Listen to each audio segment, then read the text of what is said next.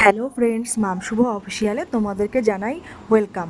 আজকের ভিডিওটা কিন্তু একটু আলাদা আর খুব মজার। আশা করি তোমরা প্রথমে দেখেই বুঝতেই পারছো এখানে কি হতে চলেছে। মানুষ তো সময় কাটানোর জন্য কত কিছুই করে, আর আমি কি করছি, একটা ছেলেকে একটা মেয়ে বানাচ্ছি। মানেটা খুবই সহজ, ভাই এখন বোন হয়ে যাবে।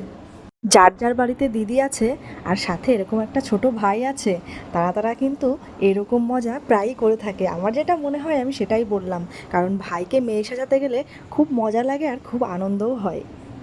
আমার মতো কে কে নিজেদের ভাইকে মেয়ে সাজিয়েছো, তারা কিন্তু অবশ্যই কমেন্ট করে জানিও।